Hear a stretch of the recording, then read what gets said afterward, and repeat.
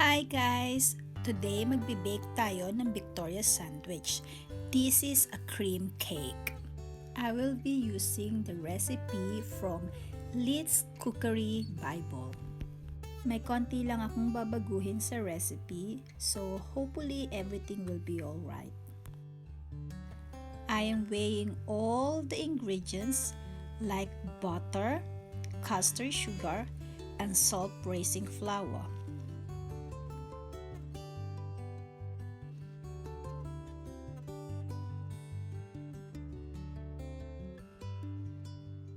We also have 2 eggs at room temperature. Now, we need to set the temperature of the oven. Brush some oil on the tin, then set aside.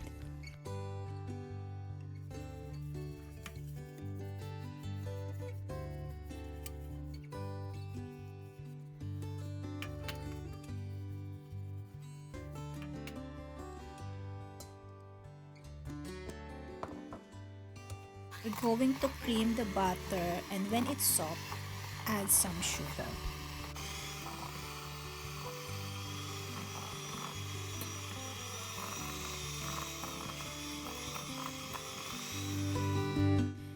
Beat the butter with sugar until it is pale and fluffy.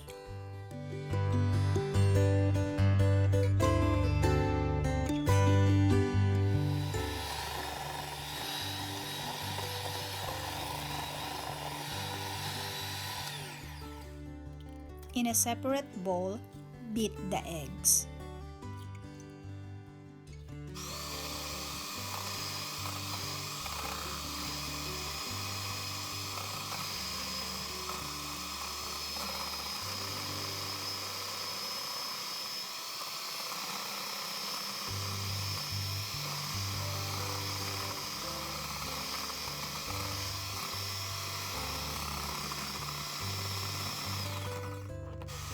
Now, we need to combine the butter mixture and the egg.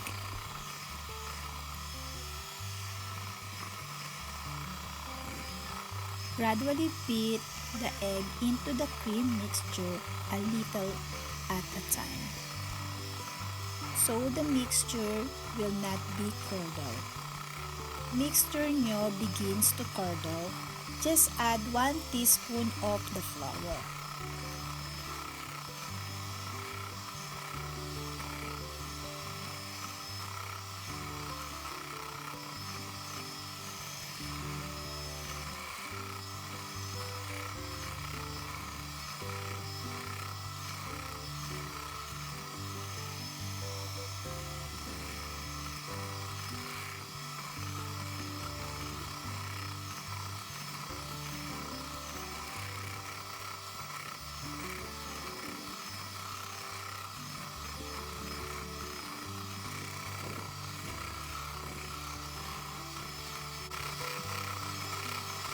As I can see, the consistency of our mixture is very good. We are going to fold in the flour into the mixture.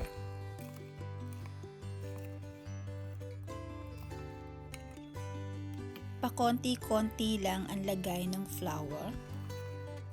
Nakasanayan ko na isinisip ko lahat ng flour sa mixture para maging maganda yung cake ko.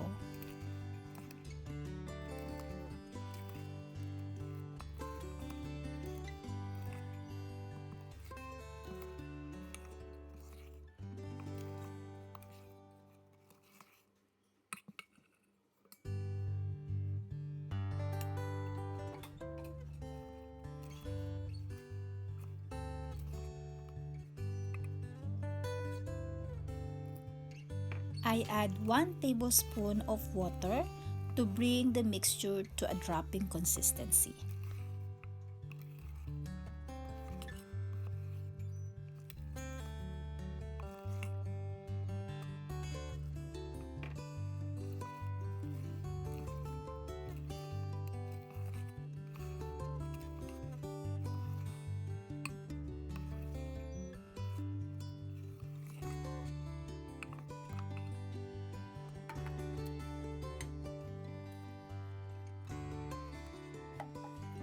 Now, put the mixture into your prepared tin.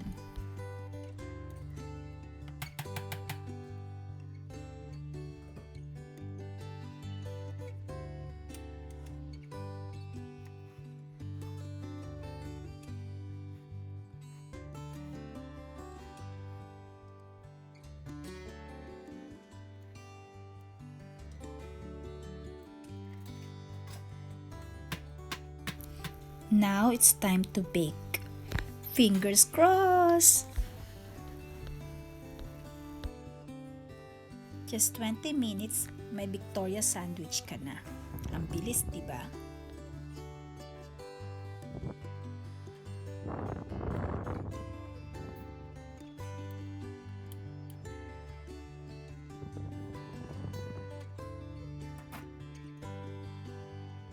Then, let it cool.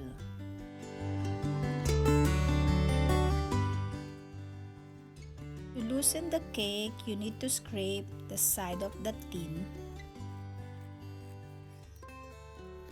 And now you have the perfect cake.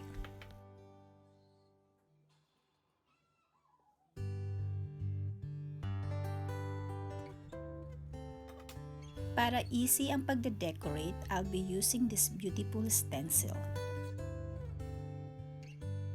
Get some icing sugar, sieve it on the top of the cake.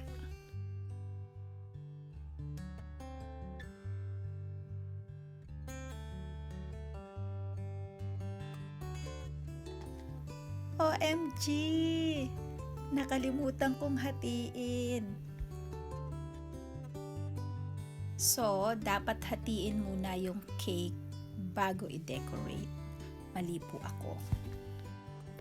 Or you can use 2 tins on the same size.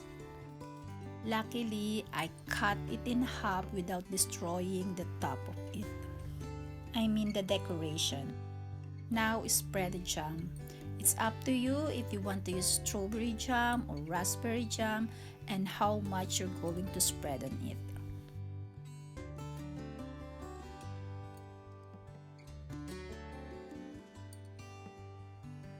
Konti lang yung jam na inispread ko kasi ayoko nang masyadong matamis.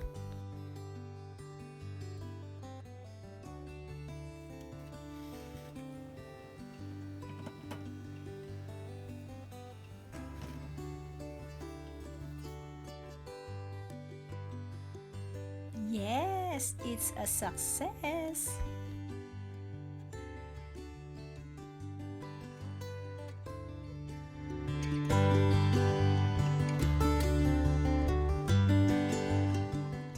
Now, I'm ready to taste it.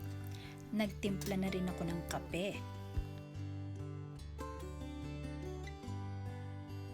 Our Victoria sandwich is so soft, fluffy, and looks yummy.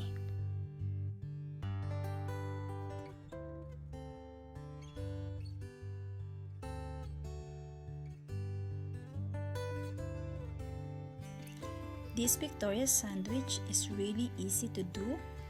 It's good for coffee or hot chocolate and for tea time with friends. It's a yes.